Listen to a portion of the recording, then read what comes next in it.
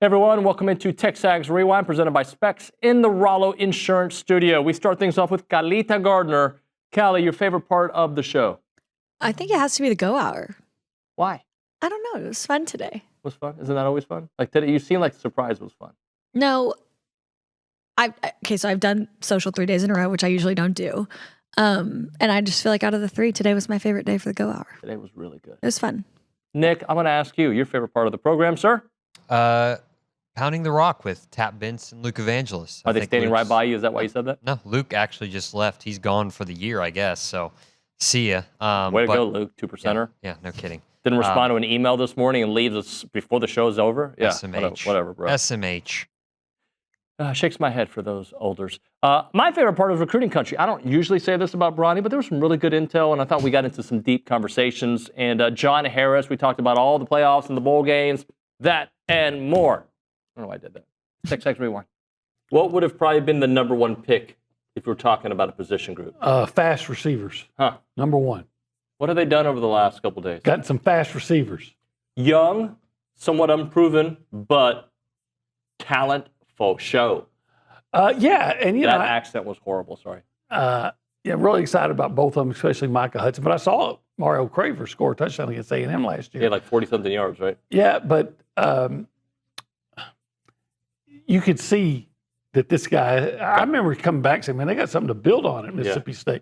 They got this Van Buren, they got this Craver, they got something going. And, of course, now they're both gone. Yeah. So,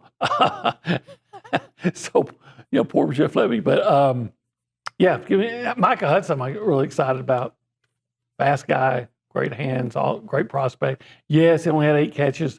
Mike Evans didn't even play as a freshman. I bet you could go back and look at some of those freshmen from, or some of those receivers at like, say, LSU. I'm talking about the big name ones like Justin Jefferson, Jamar Chase. Just look at them and go back and see what they do as freshmen. Well, let's break down Mario Cravers. All right, 5'10", 170 pounds from Birmingham, Alabama. Slot guy.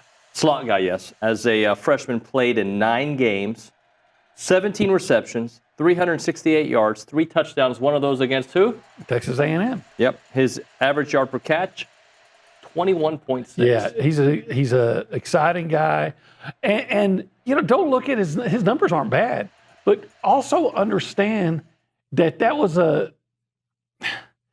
Blake Shapen was their quarterback. I don't think he was a great passer, ran pretty well. And then he gets hurt. Now you're having to introduce a true freshman. So there's a lot of dynamics going on. 37 targets, 4th on the team. As you mentioned a moment ago, he was in the slot 14% of the time. Average depth or target, 18.6 yards. So get him downfield. Yeah. To me, that's kind of hot, man. I want a receiver that can get downfield and make big plays. Get deep. Get deep, baby. Here's one more that I think you're going to like. All right. 13 of his 17 receptions went for a first down. Yeah. USC, it looks like a lot of dudes are leaving for the pros or they're leaving for the portal. How do you kind of caddy this one where there's so much unknown? Yeah, I mean, last year when USC played Louisville, Miller Moss, like, what's Miller Moss going to do? Miller Moss, Tiller Moss, Miller Toss, like, who's this dude? And then he lit up Louisville. I think A&M, there's a lot of ways to kind of approach this bowl game. If I'm Mike Elko, it's been a long, hard season, but you get extra practices. You can start taking strides towards 2025. You get some young dudes the opportunity to play with Nick and Shamar out and moving out to the NFL. I feel like A&M is going to, this just obviously it's my opinion, I think A&M is going to house USC. I think the Trojans have shown in bowl games before, and I'm going back the last 15, 20 years, they couldn't give 2 rips about being a bowl game that's not the Rose Bowl. They don't care. Now, last year they looked good against Louisville, which was a rarity. But in Lincoln Riley, I think we'll have them ready to go against the Texas team, and that's where he's from. I just think that USC's got too many moving parts, too many dudes moving on, and I think A&M is going to put a number on them, to be honest. Could I see USC, winning a close game? Sure, but I don't think so. I think A&M, a little bit of time to get some guys healthy, letting them play loose, play free. find some guys that want to prove themselves off the edge to replace the stars that are leaving. And I think A&M jumps all over USC. Obviously, it could be wrong. It could be wrong anytime. I just don't know that USC shows up. Zachariah Branch is out the window. I think Jacoby Lane is leaving. I mean, they got all kinds of guys leaving. I saw something from a USC writer that I follow, like, they can have enough guys for this bowl game. And I'm like, once you get to that status, you're toast. You're absolute toast. So now, if the A&M players go out to Las Vegas, start acting a fool in Las Vegas before the game, which I don't think they will, but there's a possibility it's happened before at the Las Vegas Bowl. So they just got to avoid that kind of stuff. But I think A&M will show up. I think Mike will have them ready to go. And then they use this to catapult into 2025. So I think they're going to show up and put a number on the Trojans. How do you feel about the wide receiver room today if they didn't add another wide receiver from what the additions that they've Good, not great. Okay. Good, not great. And Mario Craver and Micah Hudson, hugely promising, and they're young. So you're essentially adding them to Terry Bussey's class. Right.